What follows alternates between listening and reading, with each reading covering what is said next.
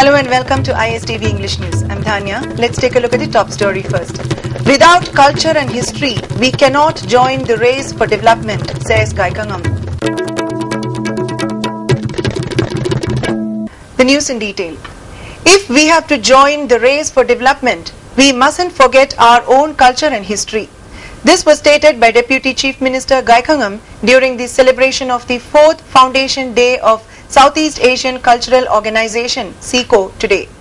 Along with the Deputy Chief Minister, Advisor of IPSA, Ibotombi Kuman, President of SICO, Brojendro, Director of RIMS, Professor S. Shekharjit, and other leaders took part in the celebration as the main guests. Leaders of various civil society organizations attended the function. Several leaders of organizations involved in activities meant for the welfare of the people were honored on the occasion. Speakers including the General Secretary of SICO, L. Kennedy Kuman, expressed apprehensions that if the original culture of a community is not protected and preserved tactfully, then it is likely that the community may become extinct. The objective of the organization is to protect the identity, culture and traditions of the state, which are slowly fading. It is a great mistake on part of some people that forgetting their own culture and traditions, they have adopted other borrowed culture. We all need to work together to save the identity and culture of this region, they said. Deputy Chief Minister Gaikangam said, the culture of Manipur is very unique. It will not be right to change one's language and identity in this material world. Those in the hills who have been converted into Christianity have realized their mistake now and have started learning traditional music and dance.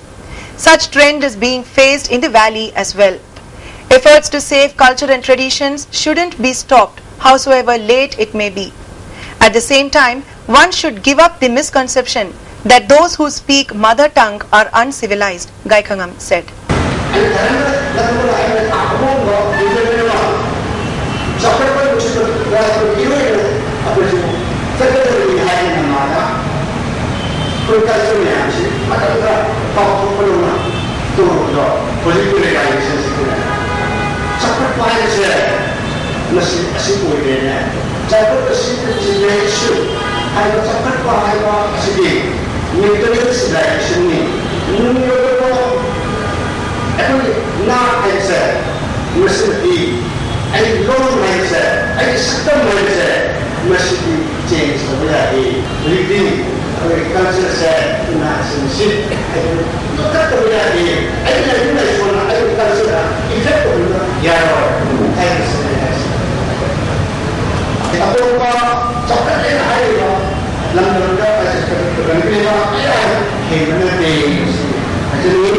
JAC formed against the mysterious death of Ranjita of Yairipok, Koirom today submitted a memorandum to Chief Minister O. Ibobi demanding befitting punishment to those involved in the killing of Ranjita. A large number of residents of Yairipok, Koirom, including the JAC members, came to Imphal by several vehicles. They got down near Kali Mai temple from the vehicles and proceeded towards the CM's bungalow to submit the memorandum. However, police stopped them when they started walking a few meters from the Kali Mai temple. A tussle between the JAC members and the police followed. Later, 3 leaders of the JAC were allowed to submit the memorandum to the Chief Minister. The important points mentioned in the memorandum are befitting punishment to the culprits who were involved in the killing of Ranjita, the mortal remains of the deceased woman not to be taken until the culprits are arrested, adequate compensation for the victim's family, and if the authority concerned fails to fulfill their demands, the JAC to launch an intense agitation, etc. It may be mentioned that Ranjita was found dead under mysterious circumstances in a field of Yairipok. Now for some national and international news. Concerned over impact of weak monsoon on food price, Reserve Bank of India RBI Tuesday decided to keep the key policy rate unchanged but slashed statutory liquidity ratio SLR by 0.5% to unlock about Rs 40,000 crore into the system. With improvement in economic activity and revival of sentiments, the RBI today said GDP growth in the current fiscal is expected to go up to 5.5% from 4.7% in last financial year. The implementation of government policy actions that have been announced should create a congenial setting for a steady improvement in domestic demand and supply conditions, RBI said in its bi-monthly policy statement.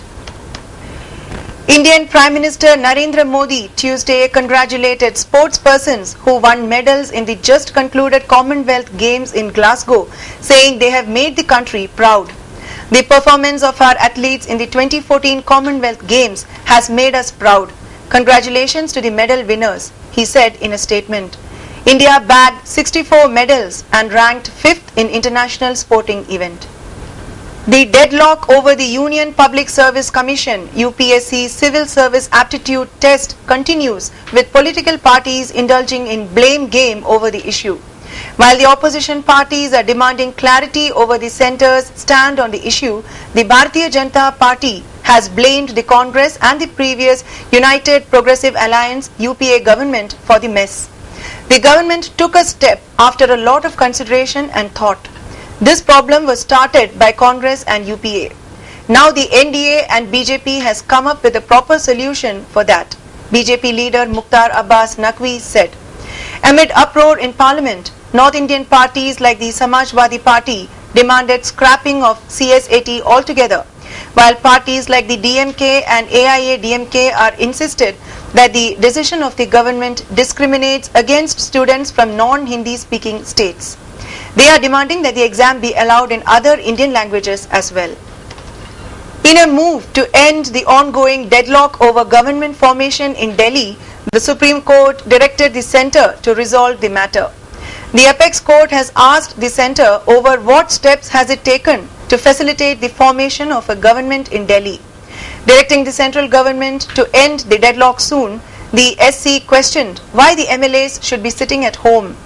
It has also asked the centre if it would keep the assembly in suspended animation, as both the Bharatiya Janata Party BJP and the Aam Aadmi Party AAP have maintained that they are not ready to form a government in Delhi. SC made the observations while hearing a PIL filed by AAP and said that the centre should take a firm view on government formation in the national capital. And now for a look at the top story once again. Without culture and history, we cannot join the race for development, says Gaikangam. Thanks for joining us, and for more news updates,